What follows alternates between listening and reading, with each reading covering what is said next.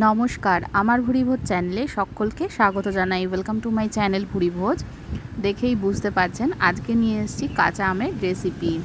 আজকে তৈরি করব আম পোড়ার শরবত। তার জন্য দুটো কাঁচা আম নিয়েছি। মশলার মধ্যে মৌরি, জিরে আর গোলমরিচ, গুড়, বিট লবণ আর ভাজা ধনে গুঁড়ো।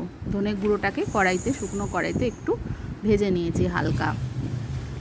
তো প্রথমে আমি যেটা করব, এই যে দুটো কাঁচা লঙ্কা ব্যবহার করেছি, এর মধ্যে দুটো কাঠি কুটিয়ে নিচ্ছি। এটা আমের সাথে কিন্তু কাঁচা লঙ্কাটাও কুড়িয়ে নেব। আর পোড়া কাঁচা লঙ্কা পোড়া আমের একটা আলাদাই টেস্ট হয়।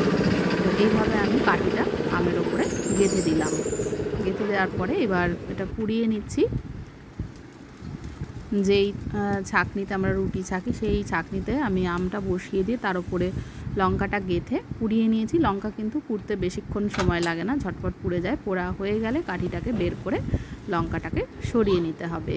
আমটাও পুড়িয়ে নিয়েছি, একটু হালকা ঠান্ডা করে আমের খোসাটা ছাড়িয়ে নিতে হবে। আম পোড়ার শরবত যেরকম টেস্টি হয়, এই গরমের দুপুরে খাওয়াও কিন্তু ভীষণ উপকারী, পেট ঠান্ডা রাখে। আর এর মধ্যে যে মশলাগুলো ইউজ করেছি সেগুলোও কিন্তু পেট ঠান্ডা রাখে, আমাদের শরীর পেট দুটোই ঠান্ডা রাখবে। মৌরি রয়েছে, আখের গুড় রয়েছে।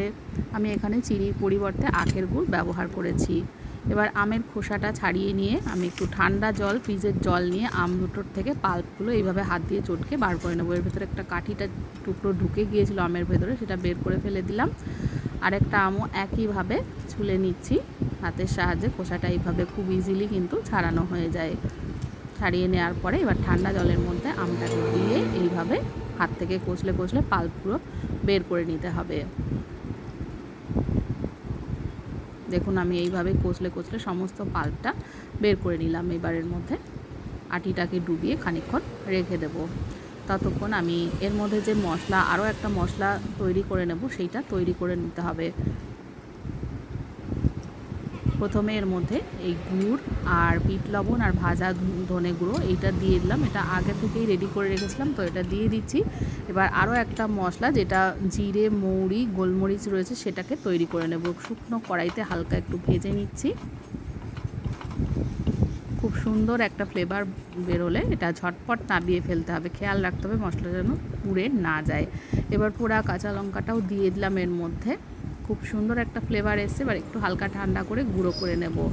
এইবার শরবতটাকে চেকে নিচ্ছি। এবার যে অংশটুকু রয়েছে এটা একটু মিক্সিতে ভালো করে পেস্ট করে নিচ্ছি। পেস্ট করে আমি কিন্তু এই শরবতের মধ্যে আবার মিশিয়ে দেবো। দেখুন পেস্ট করে নিয়েছি। এই পেস্টটার মধ্যে যে জলটা ছেঁকে রেখেছিলাম সেটা ঢেলে দেবো। এটা আবার মিক্সিতে ঘোরাতে যাবেন না কিন্তু, তাহলে সমস্ত জল ফল ছিটকে বেরিয়ে যাবে।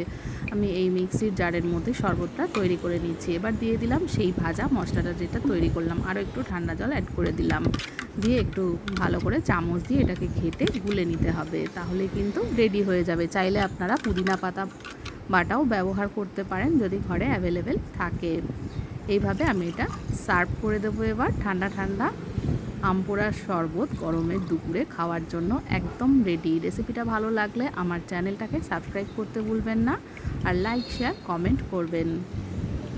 একদম রেডি হয়ে গেছে আম পোড়ার শরবত।